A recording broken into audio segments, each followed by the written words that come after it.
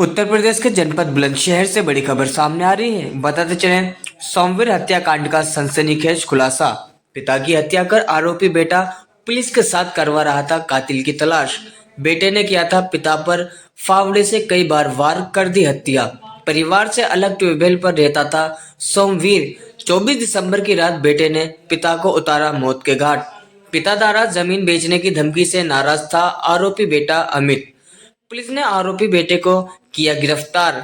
आला कत्ल फावड़ा भी बरामद।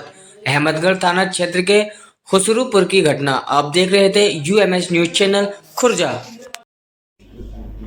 अहमदगढ़ थाना क्षेत्र में किसान की हत्या कर दी गई, तो इस मामले में सर किसकी गिरफ्तारी की गई है और किसान क्या मामला था ये पूरा?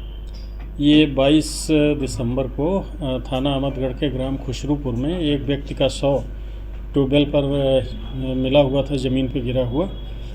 इस सूचना पर स्थानीय पुलिस मौके पर गई थी और उनके द्वारा वहां पर जांच पड़ताल और छानबीन की गई थी। मृतक के बड़े पुत्र के द्वारा एक प्रार्थना पत्र दिया गया, जिस पर अज्ञात में समुचित धाराओं में FIR दर्ज की गई थी।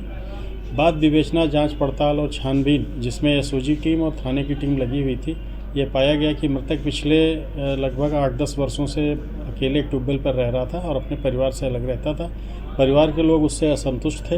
वो अपने दोस्तों यारों के साथ रहना, परिवार को कोई खर्चा बर्चा न देना, और वो खेत बेचने की भी बात कर रहा था, जिसके कारण उसके छोटे पुत्र ने असंतुष्ट होकर रात्रि में 21/22 की रात में फावड़े से उसकी हत्या कर दी थी।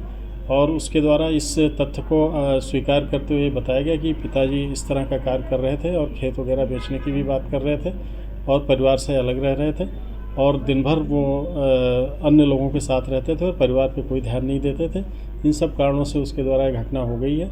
इसके संबंध में उसे गिरफ्तार कर लिया गया है और उसे न्यायिक अभिरक्षा में भेजा जा रहा है। सर, इसमें ऐसा भी है कि जो आरोपी बेटा है वो पुलिस का सहयोग भी कर रहा था अपने कातिल को तलाश में।